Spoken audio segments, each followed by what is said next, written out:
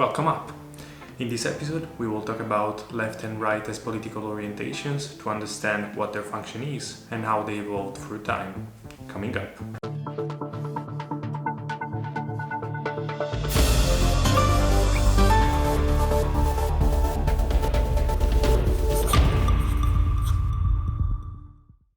Hello, I'm Understanding Politics, and in this channel I talk about political theories and debates to students as well as curious and passionate people, just like you.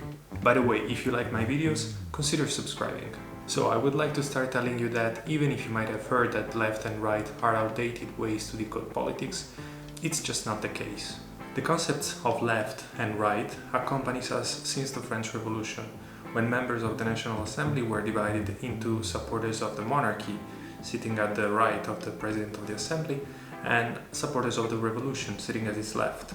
So what does it mean being leftist or rightist?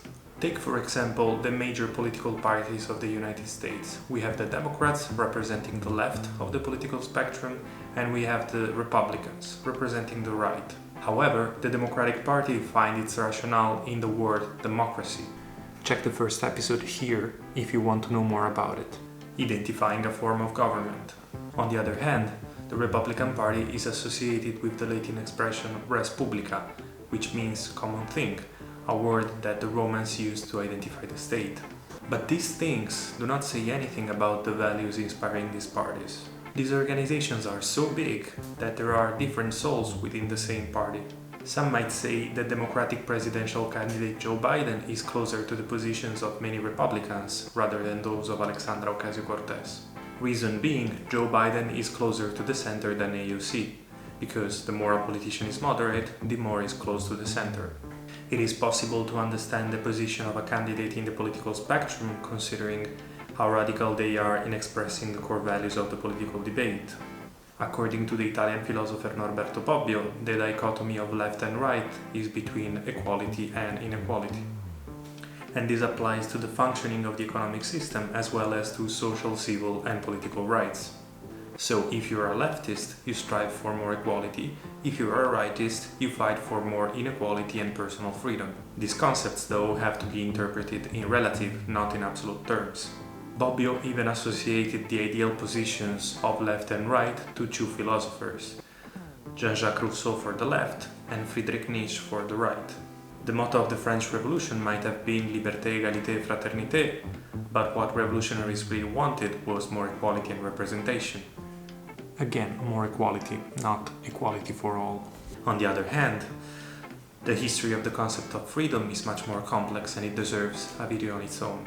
People associate all sorts of things to left and right, even lifestyle choices which should not be considered as political statements. If you have a tattoo or if you do drugs, you are a leftist. If you wear a tie or if you are a business owner, you are a rightist. But this is nonsense. On this fixation over the classification of everyday behaviors, the Italian singer and songwriter Giorgio Gaber even wrote a song, Destra Sinistra. Another attribution that is made to left and right is the association with the ideas of progress and conservation. Leftists are supposedly progressive and rightists are supposedly conservative. Still, this association is Western-based. If you lived in a former Soviet country in the 1990s, a communist party there was clearly conservative. You have to be very careful and precise if you want to associate these concepts to left and right. Finally, another interesting debate lies in the attitude that left and right have towards other countries. In the 19th and 20th century, communist parties around the world wanted to unite the workers' social class throughout different states in order to be able to unite and fight the bourgeoisie. Possibly the most famous sentence of the Manifest of the Communist Party of Karl Marx and Friedrich Engels is in fact, "Workers of the world unite." On the other hand, rightists preached nationalism, a doctrine which revealed to be a major source of conflict for the history of humankind. Still, the international political order of today is a globalized world that resulted from the efforts of capitalist investors that were asking for more freedom to invest, cooperate and produce abroad. In other words, the right advocated in favor of globalization. While the situation has changed a lot since the French Revolution, left and right can be considered a compass to understand politics. At this point, you'll ask yourself, what's better, left or right? The answer is none. You should interrogate yourself on what are the most urgent problems of the world nowadays. How do we need to frame our relationship towards equality? I'll leave you figure it out. Peeps, thanks for watching. As always, all the sources will be linked in the references section of this video description. If you like the video, show me below. Friedrich Engels, it's a lot.